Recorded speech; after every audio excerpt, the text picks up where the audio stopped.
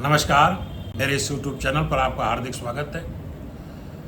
प्रत्येक सप्ताह हम एक कथा प्रस्तुत करते हैं जिसको आप लोग इस यूट्यूब चैनल पर देखते हैं, सुनते हैं, पसंद करते हैं। आज भी हम एक कथा प्रस्तुत करने जा रहे हैं जो सरल सहज भाषा में है और आपको पसंद आएगी।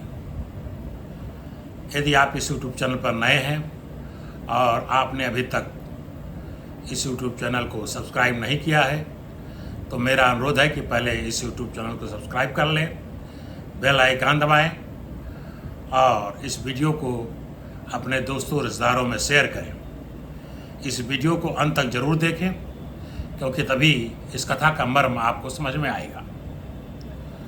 आज जो एक कथा प्रस्तुत कर रहे हैं ये भी एक लोक कथा है। एक संत पुरुष थे, उनका एक शिष्य भाग्यवादी था। भाग्यवादी इस सेंस में था कि वो मानता था कि हर चीज़ भाग्य से होती है। गुरुजी ने, जो संत पुरुष थे, उन्होंने कई बार यह समझाने का प्रयास किया कि हमारा मुख्य काम कर्म है, पुरुषार्थ है और भाग्य हमारे अधीन नहीं है और पुरुषार्थ हमारे अधीन है। इसलिए हमें पुरुषार्थ करना चाहिए, श्रम करना चाहिए, परिश्रम करना चाहिए, मेहनत करना चाहिए। लेकिन शिष्य का यह मानना था कि कोई भी चीज़ इसलिए होती है क्योंकि भाग्य में ऐसा रहता है, नियत में ऐसा लिखा रहता है। एक दिन संत जी ने अपने शिष्य से कहा कि अच्छा ये बताओ कि मिट्टी के बर्तन कैसे बनते हैं। उनके शिष्य ने कहा कि वो एक प्रक्रिया है और चाक पर मिट्टी के बर्तन बन जाते हैं। जब कुम्हार उन बर्तनों को विकसित करता है तो बन जाते हैं।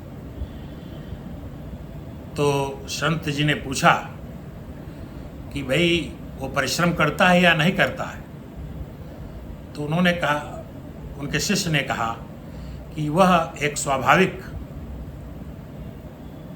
प्रक्रिया है और उस प्रक्रिया का परिणाम है कि वो बर्तन बन जाता है।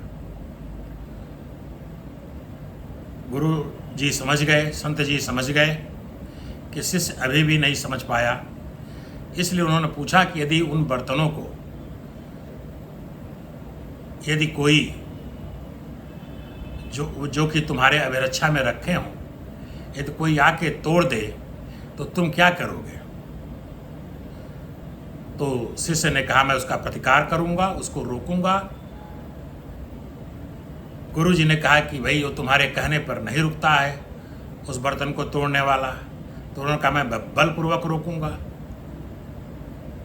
तो संत पुरुष ने कहा, गुरुजी ने कहा कि भाई क्यों नहीं मान लेते हो कि ये भाग्य का विधान था कि उस मिट्टी के बर्तन को टूटना था, इसलिए वो तोड़ दिया गया।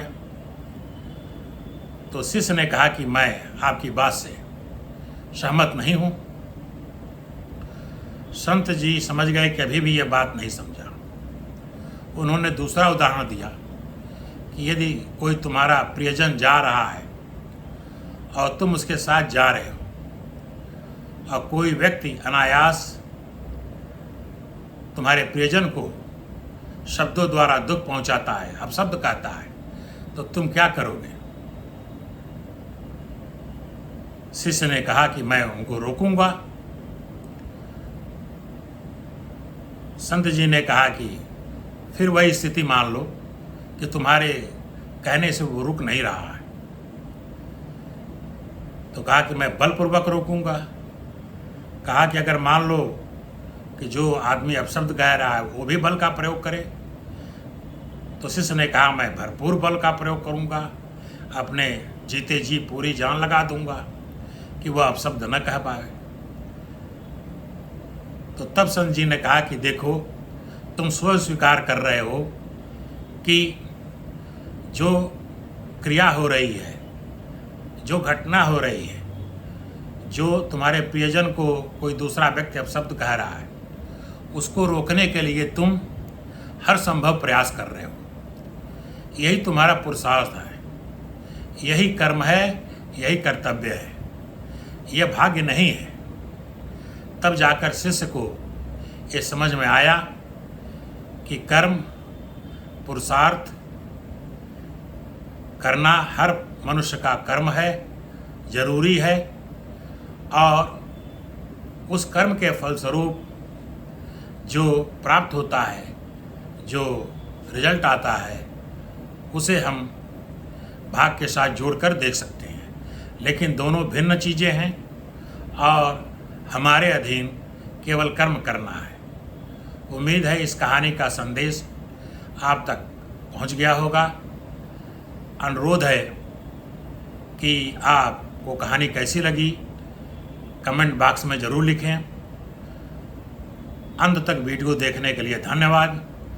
और यदि अभी भी आपने इस YouTube चैनल को सब्सक्राइब नहीं किया है तो मेरा अनुरोध है कि ज़रूर सब्सक्राइब कर लें, बेल आइकन दबाएं और इस वीडियो को अपने दोस्तों और रिश्तेदारों में शेयर करें। हम अगले हफ्ते फिर एक नई कहानी, एक प्रेरणादायी कहानी के साथ इस YouTube चैनल पर आपके सामने प्रस्तुत होंगे। तब तक के लिए नमस्कार, धन्यवाद। मैं अमित कुमार मल।